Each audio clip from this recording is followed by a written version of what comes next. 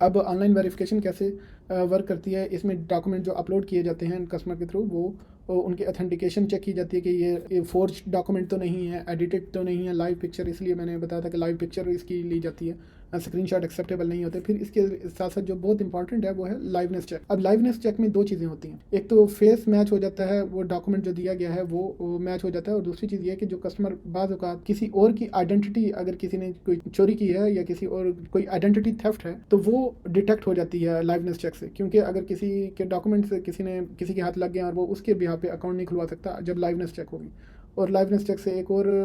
भी फ़ायदा होता है कि अगर किसी को ज़बरदस्ती या फोर्सफुली वेरीफाई करवाया जा रहा है तो ये भी नहीं होगा, वो कैमरे में डिटेक्ट हो जाएगा। अगर उसमें मल्टीपल अफराद नज़र आ रहे होंगे, मल्टीपल इंडिविजुअल नज़र आ रहे होंगे, तो वो डिक्लाइन हो जाएगी। फिर OTP वेरिफिकेशन होती है, फ़ोन की वेरिफिकेशन। जनरली जो फ़ोन है वो रजिस्टर्ड होता है उस शख्स के नाम पे या किसी और के नाम पे भी हो, तो लेकिन उसके वो एक रजिस्टर्ड होता है किसी के नाम पे, तो इसलिए OTP वेरिफिकेशन होती है फ़ोन पे। और उसके साथ साथ ईमेल वेरिफिकेशन भी होती है, जो कॉन्टैक्ट इन्फॉर्मेशन लेते हैं तो ईमेल के ऊपर भी एक OTP आता है, तो ये चीज़ें वेरीफाई करती हैं कस्टमर को।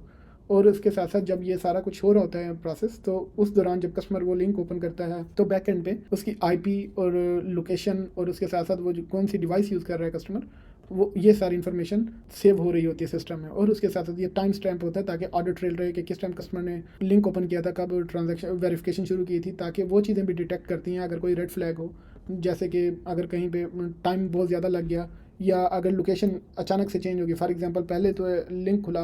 लेट से इंडिया में, और उसके बाद जो वेरिफिकेशन थोड़ी देर बाद 10 मिनट बाद दोबारा से लिंक ओपन किया गया यूरोप में, तो ये पॉसिबल नहीं। इट मीन्स कि दो मुख्तलिफ लोग वेरीफाई करने की कोशिश कर रहे हैं, तो ये एक रेड फ्लैग होता है, ये फ्रॉड अलर्ट होती है कि यहाँ पे अनयूजुअल एक्टिविटी हो रही है। तो इन चीज़ों को भी सिस्टम डिटेक्ट करता है और उस भी यहाँ पे फिर या तो फिर इनहेंस्ड इंटेलिजेंस होगी या ID कोई डिक्लाइन कर दिया जाता है।